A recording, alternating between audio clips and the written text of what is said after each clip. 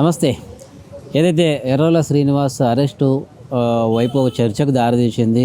అసలు ఏంటి ప్రజాపాలన నడుస్తున్నదా, ఎమర్జెన్సీ పాలన నడుస్తున్నదా అని బీఆర్ఎస్ పార్టీ ముక్త కంఠంతో ఖండిస్తూ ఉన్నది. అయితే మనతో పాటు అయితే దీని మీద ఇష్యూ మీద మాట్లాడేందుకు అసలు ఎందుకు అరెస్ట్ చేసిర్రు, ఆ కారణాలు ఏంటి అని తెలుసుకుందాం. మనతో పాటు బీఆర్ఎస్ పార్టీకి సంబంధించి విద్యార్థి విభాగం బొల్లు నాగరాజు ఉన్నారు. ఒకసారి మాట్లాడి తెలుసుకుందాం. అన్న, ఏమైందన్న, ఎందుకు అరెస్ట్ చేయడం అంత తెల్లారి తెలంగాణ రాష్ట్రంలో జరుగుతున్నటువంటి రోజు నిత్య కార్యక్రమాలు ఏం జరుగుతున్నాయి? అడిగితే అరెస్టులు, ప్రశ్నిస్తే కేసులు.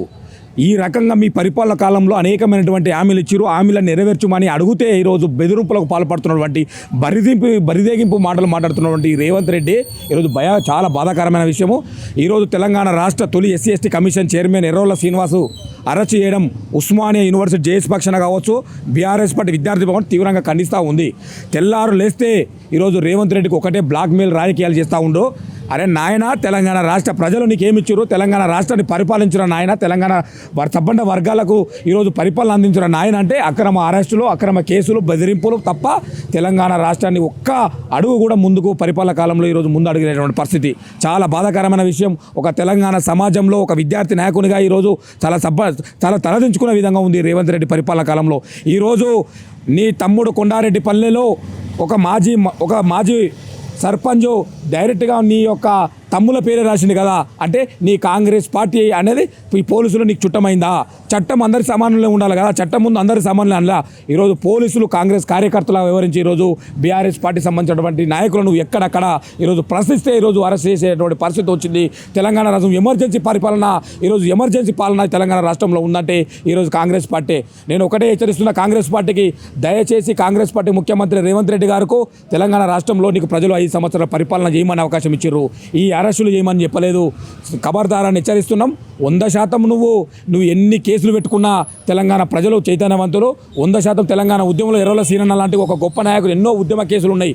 కేసులు కొత్తనండి, 100 కేసులు పెట్టుకున్నా భయపడే ప్రసక్తి లేదు. నేను నిత్యం పోరాడుతూనే ఉంటాము. నువ్వు ఇచ్చినటువంటి దొంగ హామీలు 420 హామీలు అమలు అయ్యే వరకు ఖచ్చితంగా పోరాడతాం. బీఆర్ఎస్ పార్టీ తరఫున నువ్వు ఎన్ని కేసులన్నా పెట్టుకో, 100% మేము పోరాడడానికి సిద్ధంగా ఉన్నామని తెలియజేస్తా ఉన్నా.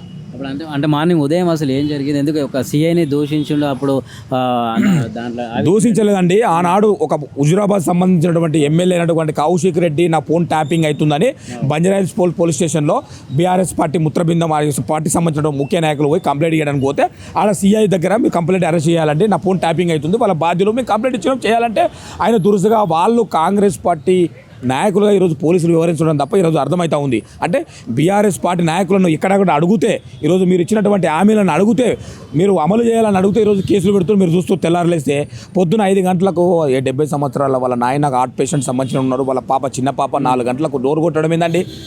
ఏమన్నా ఉగ్రవాద అంటే? వాళ్ళకైతే ఉగ్రవాద అంటే? ఎర్రవెల్లి శ్రీనన్న తెలంగాణ ఉద్యమ బిడ్డ కదండి, 100 రోజులు జైలు ఉండి 100 కేసులు వేసుకున్నాడు, ఉద్యమ బిడ్డ కదా. ఆ బిడ్డను అరెస్ట్ చేయడానికి ఇంత 4 గంటలకు రావాల్సిన అవసరం ఏముందండి?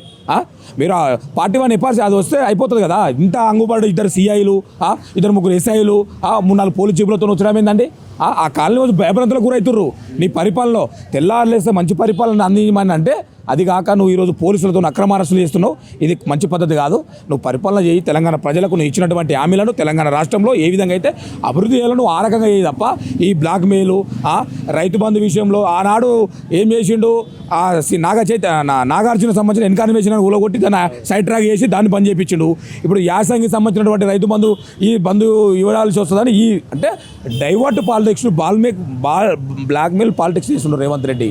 ప్రజలు గమనిస్తూ ఉన్నారు. ఇప్పటికి ఎలక్షన్లు పెడితే బీఆర్ఎస్ పార్టీ 100 సీట్లు కైవసం చేసుకుంటా ఉంది. భూస్థాపితమవుతా కాంగ్రెస్ పార్టీ. ఆ నాయకులు అంటారు, కాంగ్రెస్ సంబంధించిన మంత్రులు అంటారు, ఇడవడిందా రేవంత్ రెడ్డి ఇంత పరిపాలిస్తుండు ఘోరంగా, మాకు ఈ కాంగ్రెస్ పార్టీ భూస్థాపితం చేస్తుండు. ఆల్రెడీ బీజేపీ లైన్లో ఏంటంటే రేవంత్ రెడ్డి చాలా స్పష్టంగా వాళ్ళకు కూడా ఉంది, అతి త్వరలో మారుస్తుండు.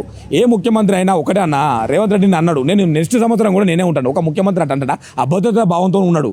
ఇప్పుడు 5 సంవత్సరాలు అవకాశం ఇచ్చినప్పుడు 100% 5 సంవత్సరాలు ఉండాలి. కానీ ఆయన అంటుండంటే అభద్రతా భావం, నేను తీసేస్తానని ఒక అభద్రతా భావంతో ఉన్నాడు. కాబట్టి 100% తెలంగాణ ప్రజలు చైతన్యవంతులు. 100% నువ్వు ఇచ్చినటువంటి హామీలను 100% నెరవేర్చాలి. లేకుండా అడుగును అడ్డుకుంటాం, 100% ప్రశ్నిస్తాం. నువ్వు ఎన్ని కేసులన్నా పెట్టుకో, 100% భయపడకుండా సిద్ధంగా ఉంటాం.